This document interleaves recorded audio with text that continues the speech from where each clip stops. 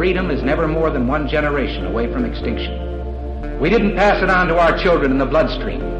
The only way they can inherit the freedom we have known is if we fight for it, protect it, defend it, and then hand it to them with the well-taught lessons of how they in their lifetime must do the same. And if you and I don't do this, then you and I may well spend our sunset years telling our children and our children's children what it once was like in America when men were free.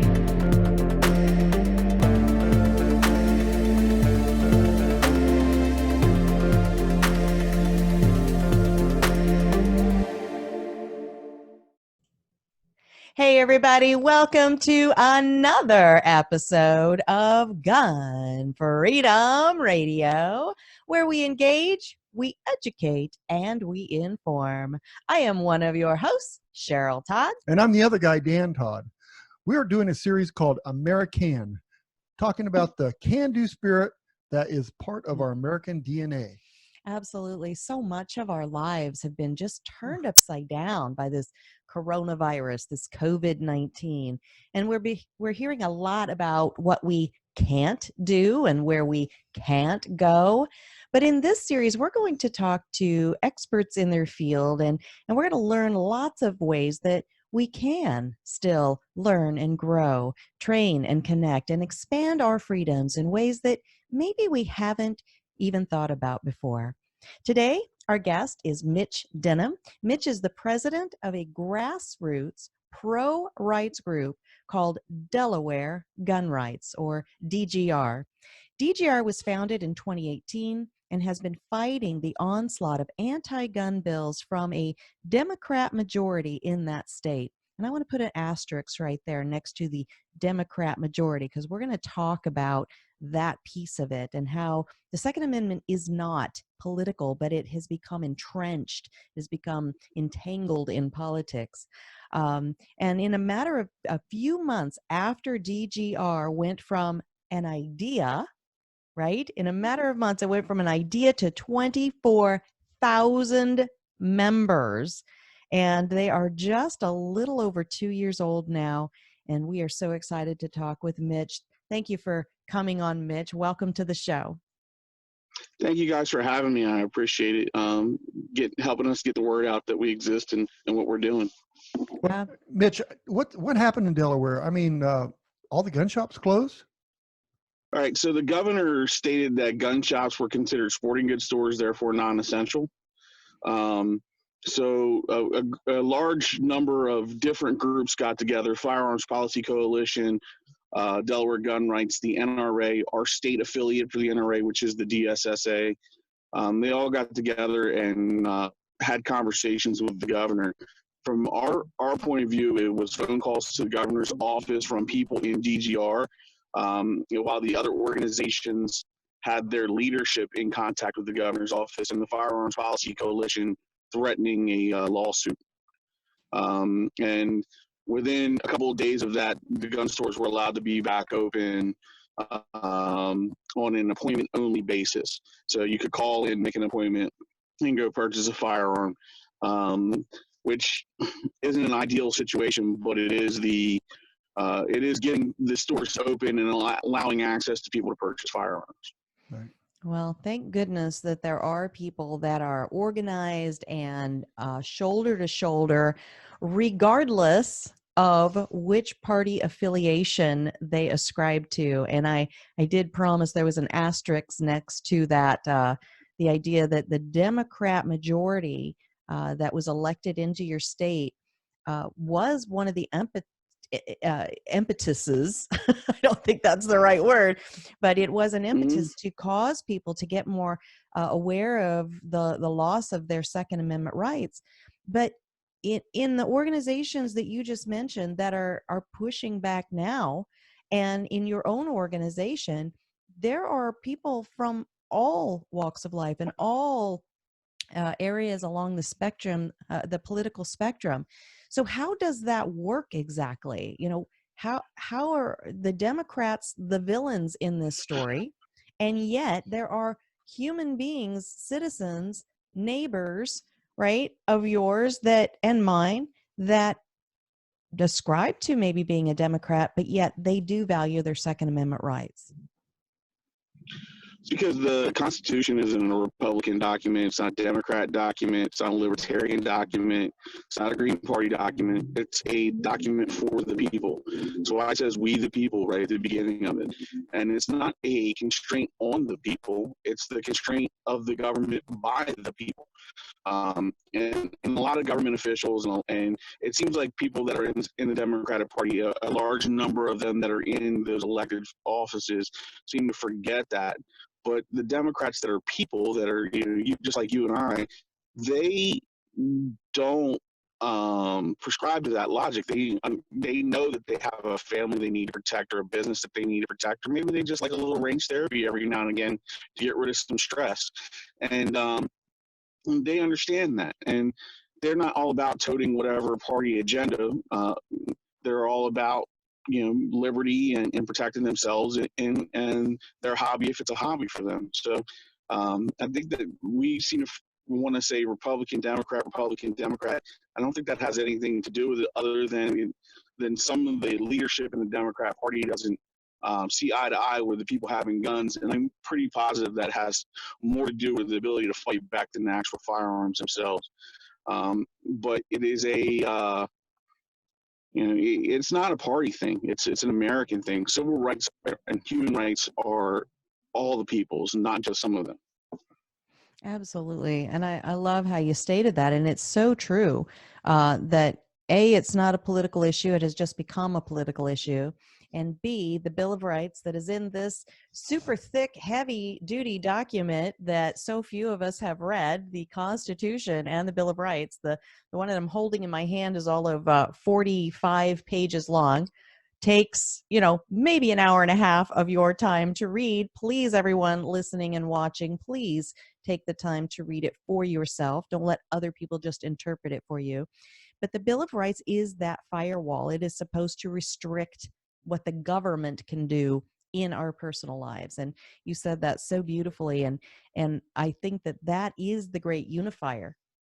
And that is why there are powers out there that are seeking, with everything they are and everything they can do, to confuse and to divide and to rip that apart.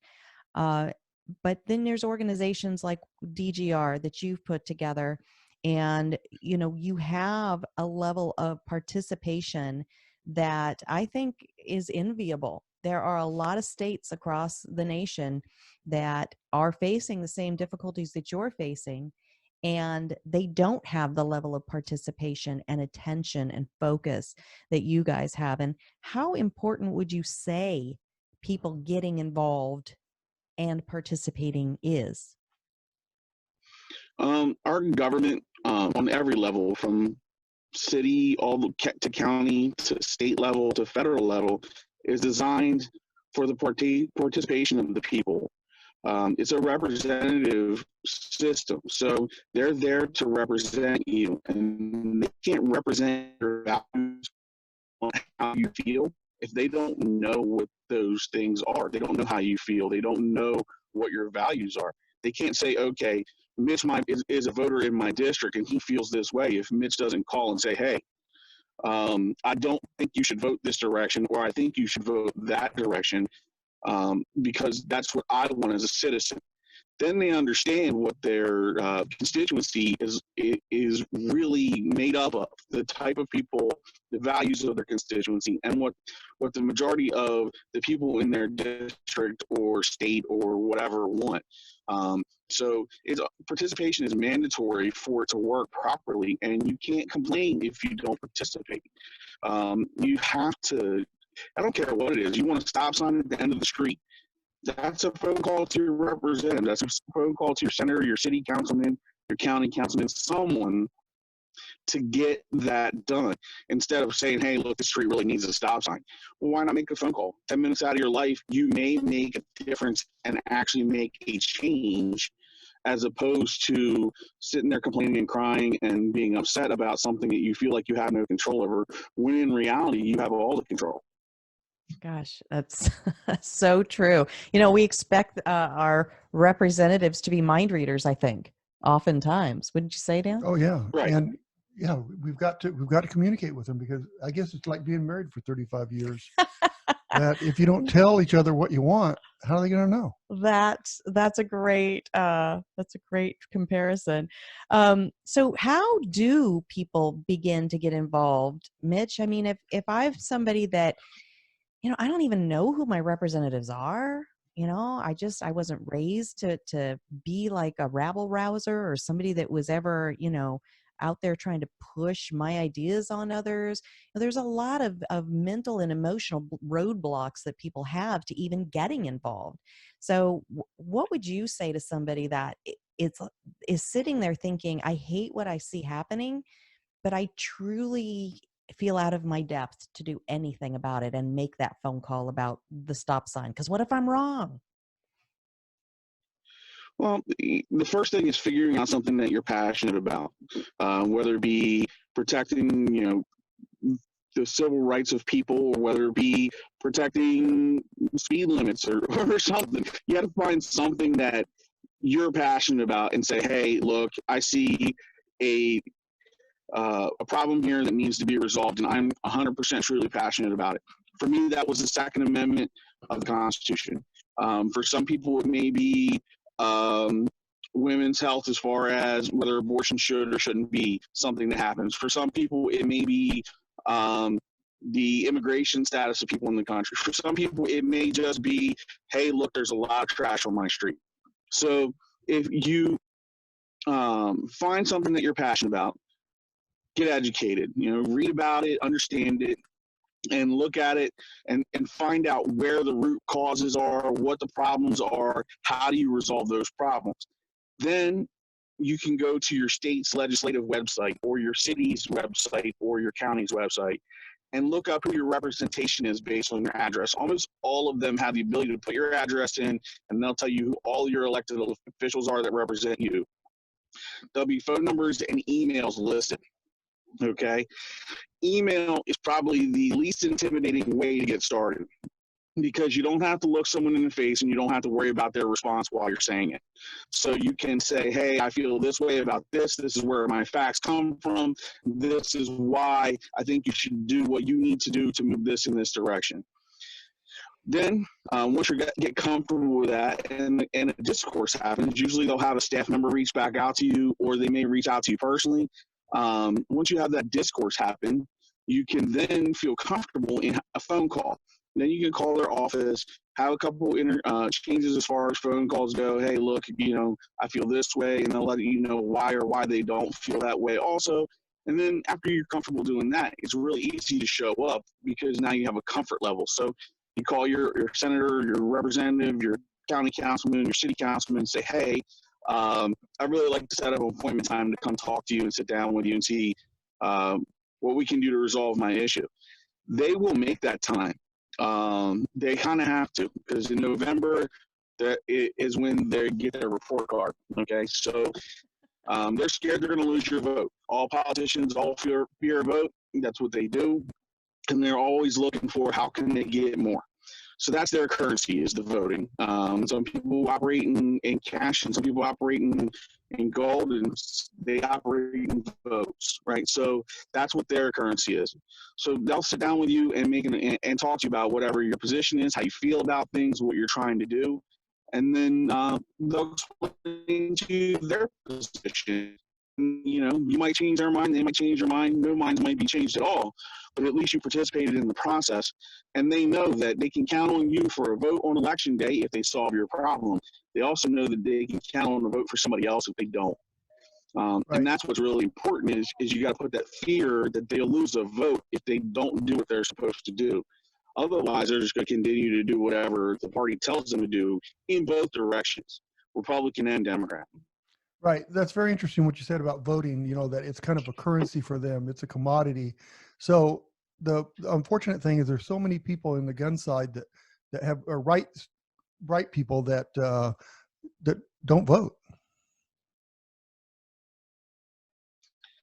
Yeah, it's a shame. You stand up for something by owning a firearm, which is protection of yourself or the country or whatever. and then you don't participate on the most important part, which is the elected officials that govern things that are supposed to listen to you. You know, you can't say the government and feedback the tree of liberty when it's time to do that if you didn't participate in the rest of the process.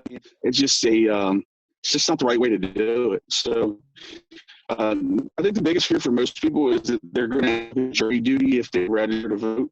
When in reality, it's not taken from the registration thing. It's actually taken from your driver's license. When you have a driver's license, you're automatically registered for jury duty, at least in the state of Delaware. And they feel like, oh, if I register to vote, I may get called for jury duty. Well, you know, that's kind of part of participating in the whole process too. You know, you can't just participate in one part and not the other. So I think that people need to understand that registering to vote is important. They need to vote in every election that they can vote in. Doesn't matter what it is. Everything from school board elections all the way up to who the president is. And we all seem to forget that the most important elections are the local ones. The federal government doesn't really have that much control over your life because of states' rights. So your local people are the ones that you really need to be involved in. The city councils, the county councils, and the statewide elections and stuff like that. That is the important stuff because they get to dictate your daily, day-to-day life. The federal government gets to give them guidelines to operate inside of. So it's kind of one of those things where we focus on who's the president, Donald Trump or Barack Obama or George Bush, but who's your city councilman? Mm-hmm. But Absolutely. most people don't know. You know, who's your county councilman? And people don't know that either.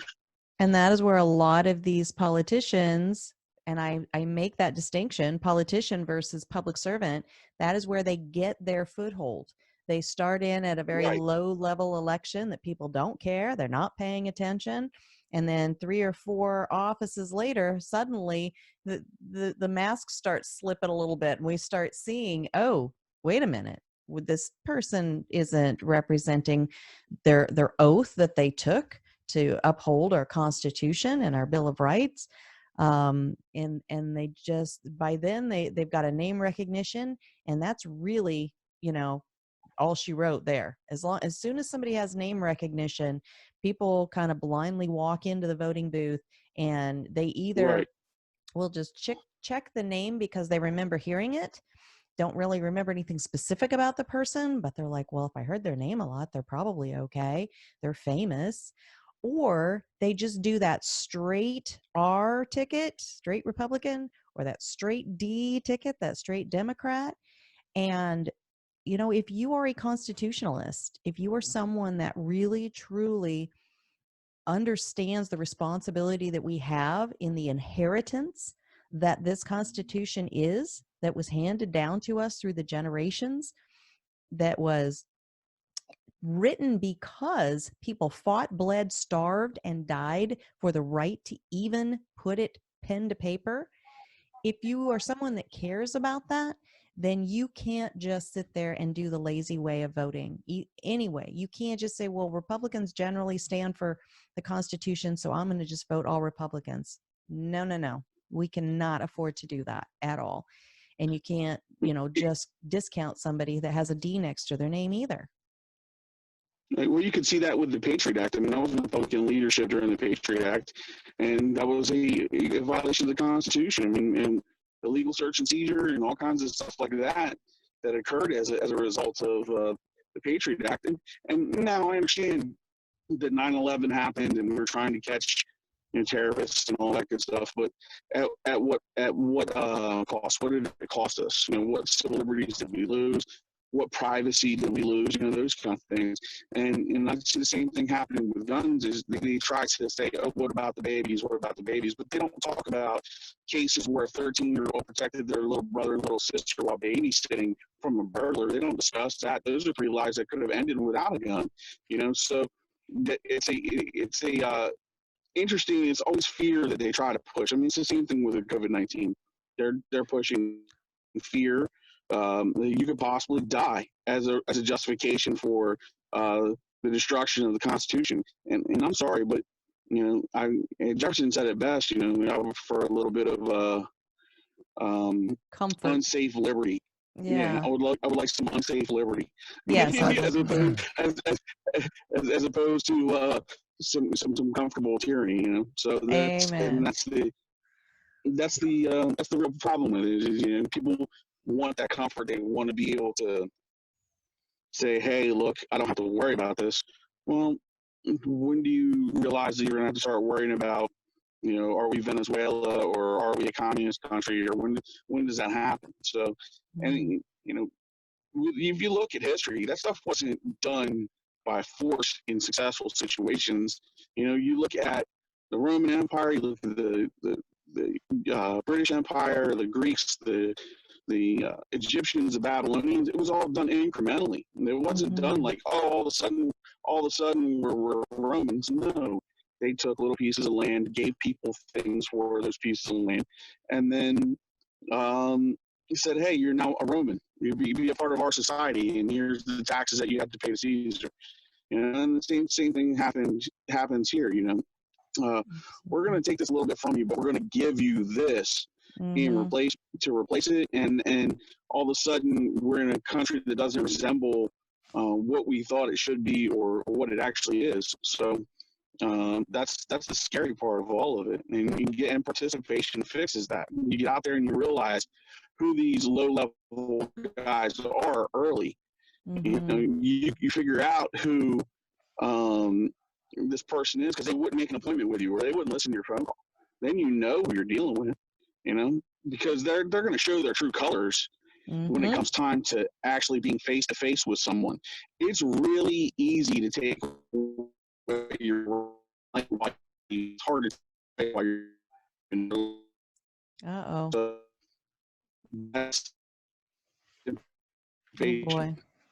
Yeah, we've lost. Yeah, we've pretty much lost you, Mitch. I'm so sorry. The sound was a little sketchy even as we were going, but we're going to have you back on when we can get a better connection. Absolutely. And I just need everybody to know that whether you're in Delaware and you can, actively participate in the Delaware Gun Rights organization, or whether you are in some other state, I would imagine, just like here in Arizona, we have the Arizona Citizens Defense League. You can be a member and help support the work that the Arizona Citizens Defense League does, and not be in the state of Arizona, because what happens in one state will happen in others. Yes. And so I was going to ask Mitch that, and we lost him, unfortunately. But I would imagine that you absolutely can join and help financially support gun rights, Delaware Gun Rights, DGR, from any state. And if you are in Delaware, then absolutely get involved in this group, because we'll have a link on our page, won't we? Absolutely, yes. So that if you'd like to join and help them, I mean, it's just a few bucks here, a few bucks there, but it really will help. It sure will. Wherever you are across the country, I would encourage you to look up the website for Delaware Gun Rights. It's mydgor.com, mydgr.com. I think I said that right, did I? If I didn't trip on my tongue there. And see what you can do to help out, whether you're in Delaware or whether you are somewhere else across the nation. There are things that we can do from one state to another, helping those organizations that are shoulder to shoulder with the rest of us in trying to restore and trying to protect and preserve our rights to keep and bear arms. And it's super DGR important. is doing that. Right. And, you can also go to GunFreedomRadio.com and you can see the link there. But it is important. Yeah. We're seeing right now. Well, we're seeing. Let's just tell them how. If you go to Gun Freedom Radio, you click the guest tab. Okay. And then you look for Mitch Denham, you will find a link to the work that they're doing there. Right. But we are seeing it. We're witness to it right now. We're losing a lot of our rights. And the governors are doing it state by state.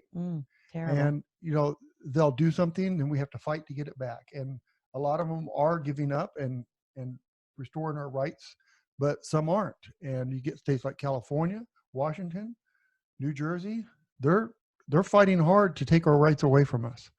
So they are. And they meaning the people that really want to infringe our rights, they never take a nap. Never. No. Never put their feet up, never sit on their laurels.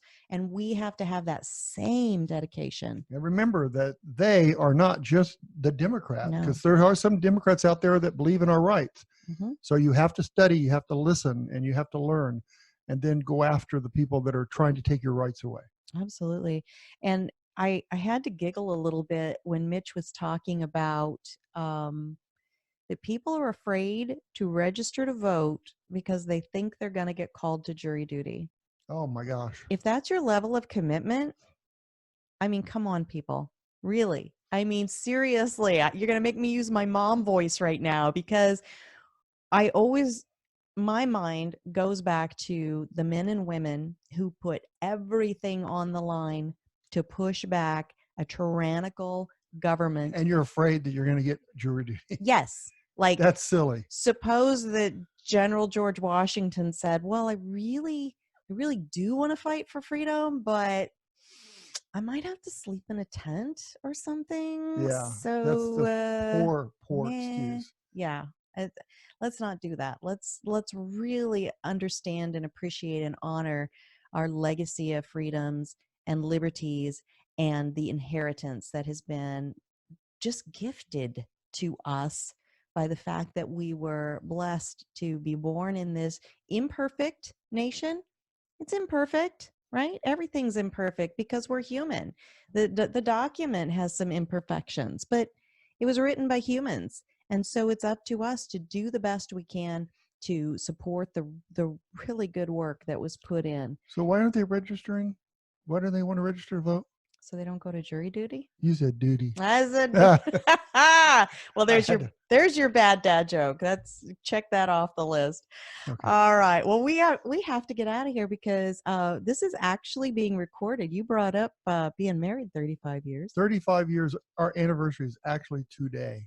Today, the day that we're in the studio recording this. And holy cow, happy anniversary, Mr. Happy Todd. Anniversary to you too. What happened 35 years ago? What was the world like 35 years ago? That was a long time ago. It was. Who was our president? 1985, and it was just, I mean, the generation that we raised, that's where the millennials came from. Oh no. And so, when we want to, kind of turn a jaundiced eye and snark at the millennials, it's like, we did it. We got to hold that mirror up and go, oh, that was us that raised that generation. And we weren't teaching them about our Constitution for whatever reason. But a lot of us are it's not too late grandparents now, right? Pardon me. And so, we're doing what we can.